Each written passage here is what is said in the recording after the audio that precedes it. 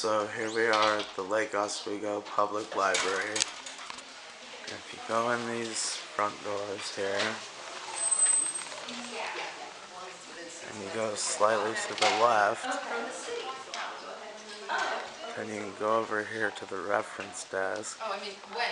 Oh, last week. Last week, okay, I'll be right back. And this is where the flyers and the free samples are. These are the free samples of other artwork.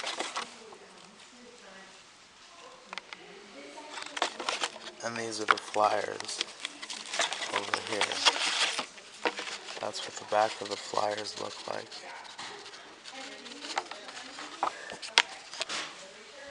And now, if you go over here to the stairs,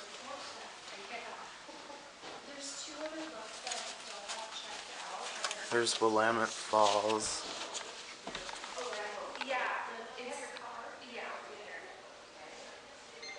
And let me read the description for Willamette Falls.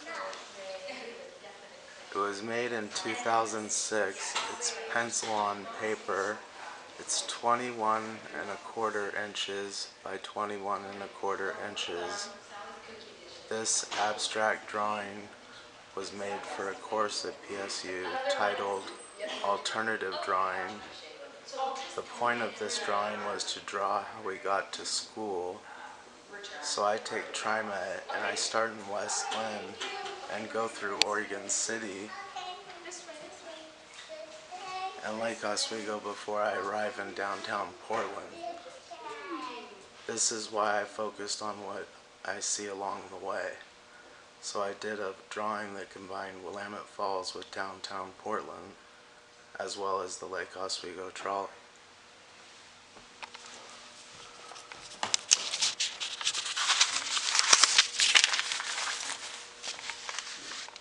The next one I got here is Rings print, and this relief print was made for a course called Advanced Printmaking, and it was done with use of a press. The carving itself was done on a linoleum tile. The rings that make up the circles in this design are different styles of line work. When I originally learned this technique, it was at Waluga Junior High School. We were taught to make 5 to 6 rings of a different color and then repeat. The rings were created by shading in color up and down with a colored pencil. In printmaking, I extended this idea to use 5 to 6 different styles of line work and then repeat until intersecting with the other circles.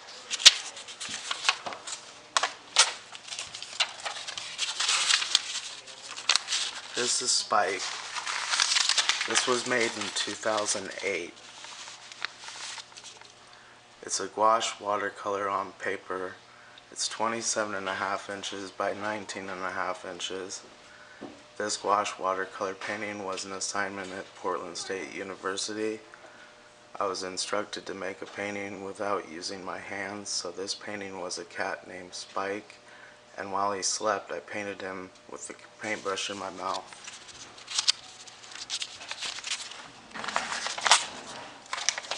Over here is poster painting. It was made in 2013. It's pencil and gouache watercolor on paper. It's 27¾ inches by 21�5/8 inches. This gouache watercolor painting was made after I graduated from Marylhurst University. It was created in my spare time and was just for practice. I think it was one of several paintings that I made after viewing the visualizer display on my MacBook when listening to iTunes. The design itself is similar to my White Bubbles painting. However, it's not wavy, but rather more circular.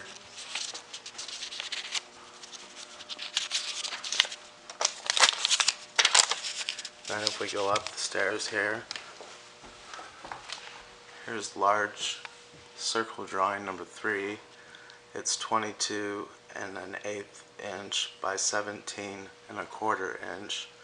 I learned from Helen Urbanic how to make circle drawings by using rings of color. So I experimented by using her rings to create circles.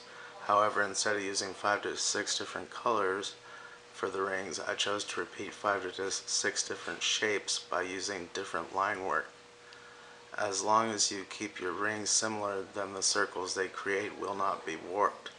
The most common asked question about these drawings is, did you use a computer to do that? And if you go further up here,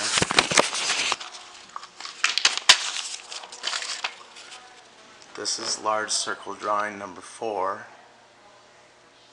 It's pencil on paper. It was made 2024. It's 22 1/8 inch by 17 1/4 inch. Since the theme of this show is experimentation, I thought it would be a good idea to include a couple examples of how artists play with either materials or ideas to create new art out of old artwork. For this reason, I show the circle art by including an example with colored pencils, with 2 drawings only done in pencil, and one with relief print of the circle art done on a press. This particular drawing is unique because it contains the greatest number of complex shapes I ever used in one of these circle drawings.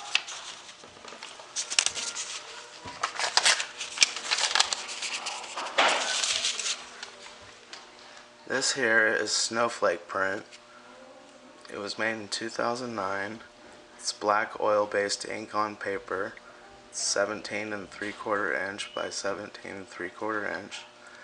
This relief print was made in 2009 in a course titled Advanced Printmaking, taught by Eleanor Erskine at Portland State University.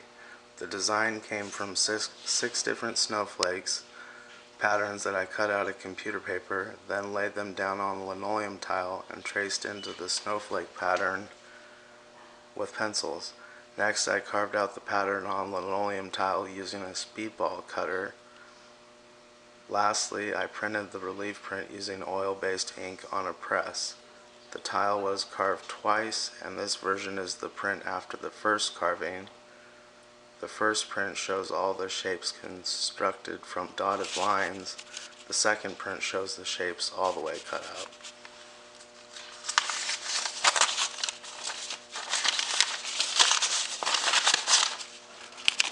Oh, I'm making a mess. Okay, here we go. This bigger, large gouache watercolor painting is titled Inclusion. It was made 2000